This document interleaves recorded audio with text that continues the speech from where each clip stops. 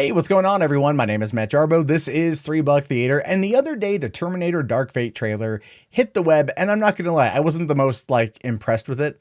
Some of my friends were like, it was pure sex. It was pure butter. Oh my God, my nips.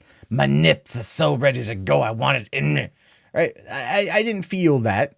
I felt it was a trailer. I felt it was giving us a tease for what was going to be coming. But I wasn't wowed by it. I wasn't like at the edge of my seat, oh dear God, because it did look a little bit unfinished, as these teaser trailers tend to be. The CG is never fully accurate. It gives us kind of a bad, maybe not the best feel for what it's going to be about. And we saw this with the Aladdin trailer. If you recall, the first trailer for Disney's Aladdin showed the genie, and everyone's like, what the fuck is that thing? You know, so much so that Disney's like, oh crap, we done goofed. Here's a Frozen 2 trailer to make up for it. That's what they did. This one, not so much, in the trailer got me excited, but what did get me interested is what James Cameron has been saying after the fact, especially by confirming that the film is rated R and it continues John Connor's story. Now, that was a very interesting part of the whole situation while watching the trailer. It was like, okay, well, there's Sarah Connor. Everyone loves Linda Hamilton. Everyone can't wait to see Linda Hamilton come back. Where's John Connor?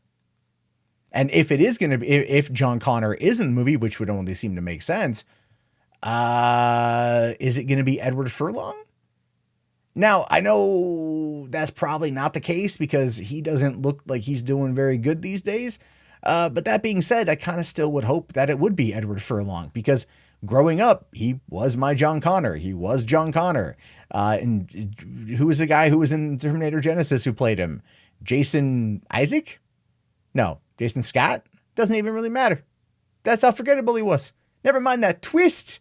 That M. Shyamalan twist was just bad. Anyway, this is what James Cameron says about the movie. He says, I think the best way to look at Terminator Dark Fate and to think about it as a direct sequel to Terminator 2, the third film in the series, if you will be continuing with Sarah's story, John's story, and the T-800 returns. A different T-800 with a very different role to play than what we've seen before. So one of the biggest problems with the Terminator franchise, and I think we all can relatively agree with this, is it's got a great setup, but ultimately, what's the end game? How do you keep this going as a franchise? Doing 1 and doing 2 worked, but going past that just seems to be like retreading old territory. Terminator 2 worked because it was retreading old territory, but with a twist. And it worked out very, very, very well. But this one is a little bit odd, considering that it's essentially the third film. When, if you go back and remember Terminator 3, or at least Terminator Genesis, I believe Cameron came out and said this is kind of like the third movie. So he's pimped these projects up before, although that's when he was just kind of a fanboy. Now he's an exec producer and he's got a story by credit. But he goes on to say here, I think tonally, what makes this a direct sequel to T1 and T2 is as much about the tone as it is about the narrative. It's R-rated, it's grim, it's gritty, it's fast, it's intense, it's very linear. Thank God. You know what I mean? Thank God it's linear. That was a whole problem with Genesis. It went all over the damn place. Now, this whole story takes place in 36 hours. It's not this kind of grandiose, complex story. It's just very focused on the characters. It's very now, it's very present, and it's just a fast white knuckle ride. And look, let's be realistic here. That's what it needs to be. Right? It absolutely positively needs to be something that is short, quick, in the span of a day or two, like the first movie was, like the second movie was, in order to keep us moving. I think as bad as Terminator 3 was, it was still pretty linear. It kept us moving, and it had a really bold ending for 2003. It's weird to think the movie is 16 years old, but it is better than Salvation and Genesis. I think we all can agree. But in the same interview, but covered by another website here, he talks a bit more about Sarah Connor herself and what to expect from Linda Hamilton returning into the role, saying that he confirms Dark Fate will feature Sarah Connor as a Terminator Hunter. Now, this to me is a fascinating idea, because as always wondering what exactly was Sarah Connor going to be doing after the events of Terminator 2. You know, she had gone and she had trained and tried to take out Miles Dyson, some other people from what's the Synodine, whatever it's called, doesn't matter at this point. But tried to take them out, went to a mental institution, and we know she was jacked up and cray. But what has she done in the subsequent time? And she's been hunting down Terminators. Now, this is what he says. He says, so Sarah's become a Terminator Hunter, revealed Cameron. She's not waiting to be hunted by a Terminator. She hunts them. She's figured out a way to be there when they pop through time, and she just blows their shit away. Pretty much that simple. Hey, it's going to be an R-rated movie, so I can swear. Awesome.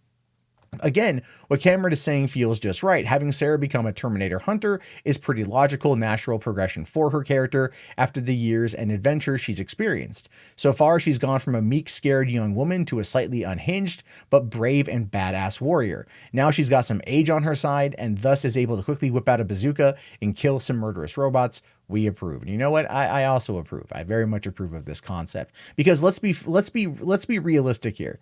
When it comes to Terminator franchise, everyone loves Arnie as the Terminator, but the human element of those movies was Sarah Connor, at least in the first movie, right? At least in the first movie. And then you had, Kyle Reese, you could also maybe argue was a bit of that. And then, John Connor in the sequel, because it focused more on him, but really the glue, I think, in all of it was in fact Sarah Connor, was Linda Hamilton's performance. And I really am excited to see what comes out of this. I'm also going to be really excited to see what kind of collaboration they're going to have together, considering the ending of James Cameron and Linda Hamilton's marriage from back in the day. You know, Cameron's had a bit of a wild ride himself, but reading these sort of things, reading Cameron describe what Terminator Dark Fate's going to be, gives us more insight into that trailer, gives us more insight into what this movie's going to be about. And I think if you look at it from the third film of the franchise as probably what is going to be the culmination of the franchise, finishing up of these stories, it could give us that closure we haven't ever received yet, because quite frankly, anyone who's had the rights to Terminator since Cameron sold them off, or, he lost them in the divorce to Linda Hamilton, and then she sold them off, hasn't had an ending. Hasn't had a definitive end in place. And that, I think, that lack of conclusion has ultimately hurt the franchise's progression, because it just doesn't know where to go. We know Judgment Day. We know the robots take over. We know Skynet becomes self-aware. We know all these things. And we know that there's a group of people trying to stop it. But that's really about it. And I think they tried to explore that with Salvation. That was meant to be the first part of a trilogy. The John Connor trilogy. That failed to really kind of go anywhere. I do believe Mick G was the wrong person to direct that, but even that turns 10 years old like this month.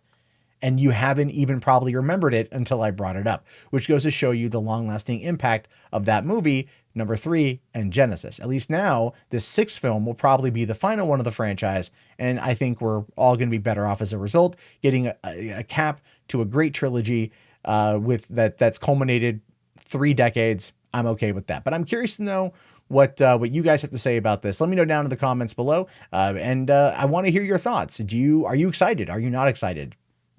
Tell me. Hey, thank you so much for watching the video. I really appreciate it. Don't forget to hit that like button and subscribe if you're new. But if you really want to help the channel, be sure to check out patreon.com/Matt Jarbo. There's $3 theater perks. Lots going to be going on with that, as well as the Facebook group, which is going to be only growing as time goes on. Anyway, thank you again so much for watching, and I'll see you guys soon.